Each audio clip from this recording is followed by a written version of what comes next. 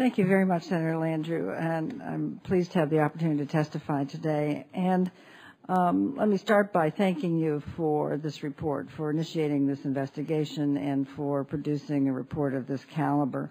The report affirms for hundreds of thousands of people who experienced what was an incoherent housing assistance response to the hurricanes that what they went through really was a failure of the government and not something that they were doing wrong. What the report does not say explicitly, but what is clear to anyone who chooses to see that, is that the people who received the shoddiest treatment were by and large poor, age disabled, and or black. My written testimony comments on the report's recommendations. I want to just take a moment to emphasize a few key points here. First, one of the most serious flaws in the Katrina housing response was the disconnect between the temporary housing programs and the housing recovery strategy. And so any approach to disaster housing recovery should be more holistic, in which the temporary housing and the permanent housing needs are addressed in a coordinated fashion, much as Karen described. It certainly would be more effective, more humane, and a lot less costly. The bifurcation of these two functions, the temporary housing assistance through the federal government and the housing recovery through the state government, simply didn't work. Two, just as the private rental housing stock needs to be repaired quickly, so does the HUD-assisted stock. HUD has yet to do a full accounting of the HUD-assisted units that were damaged or destroyed, and clearly has no idea what happened to many of the tenants who were living in those homes. HUD must assure that all HUD-assisted properties are, one, properly insured, and two, that there are resources there to repair and reoccupy these properties right after the disaster. It was absurd that in the case of Katrina, the public housing agencies and private owners of HUD-assisted properties had to compete with other developers for the low-income housing tax credits and the CDBG dollars allocated to the states in order to repair federally assisted properties. That was a federal function, and it should not have been left to the states to come up with that money. Third point, many and perhaps tens of thousands of Katrina and Rita evacuees were erroneously or wrongfully denied or terminated from FEMA rental assistance. There just can be no doubt about that. And we really recommend that we go back and try to make those people whole as much as possible. We recommend that the Department of Homeland Security, Inspector General, or another appropriate federal official undertake a case-by-case analysis, and that we go back over that and figure out really what happened to people and what it is that people are, and what assistance they are entitled to.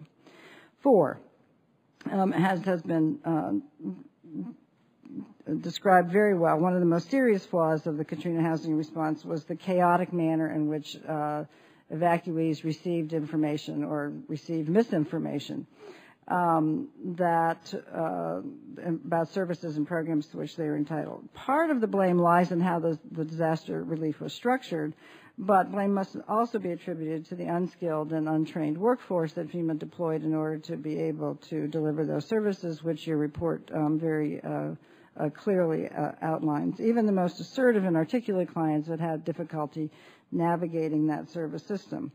The report recommends better use of case managers in disaster response, especially for vulnerable people. A case management system to assist people who are displaced by disaster from their homes should be community-based.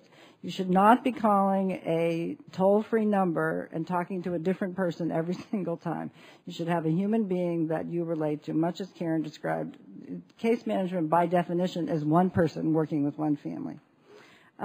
We recommend consideration of assigning this responsibility to public housing agencies. Now people go, oh my God, but public housing, there's 3,500 public housing agencies. They serve local jurisdictions. They have a direct funding and accountability relationship with HUD. If we could design a system by which public housing agencies were the key agency in each community that would have to be responsible for housing needs during a disaster, both temporary and permanent, and have a core of case workers that they could call upon, not working for the agency at that point, but people from faith-based, nonprofit, people who were trained to do this and who could be called up, just like you call up the National Guard in disaster, call up this core of caseworkers to take on this function, who would know all the programs and know how to navigate all those systems. HUD would need a lot more money to do that. Of course, we wouldn't want HUD to be left doing that without the proper resources. And then finally, I think that it's important to note, despite all the complaints that we've had about the way the programs were designed and the problems with the response, that just as Katrina exposed extreme poverty in the United States, it also exposed the acute shortage of rental homes for the lowest income people in our country. There are 9 million extremely low-income renter households. That's people with incomes under 30% of area median income or less. And there are only 6.2 million rental homes that rent at prices that they can afford.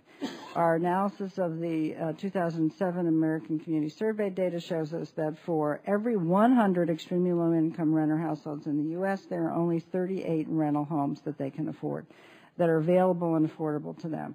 So there's a very serious gap, and we've given you a lot of data from our analysis. So when HUD develops the National Housing Stock Plan that is called for in the report, it will become clear that there are serious housing stock deficiencies. The affordable rental housing shortage is a long-standing structural problem that affects millions of low-income Americans every day. It also is a structural impediment to a viable national disaster housing strategy. There has to be physical places for people to live. We don't have enough physical places for poor people to live in the United States. So let me close by saying the purpose of the National Housing Trust Fund that was established by Congress last year is to correct the structural deficit in the housing stock for the lowest income people. We are now seeking sufficient funding for the National Housing Trust Fund that we will be able to produce and preserve 1.5 million rental homes over the next 10 years. And I would submit that a national disaster housing strategy would depend upon that kind of renewed commitment to housing the poor in the United States. Thank you. Very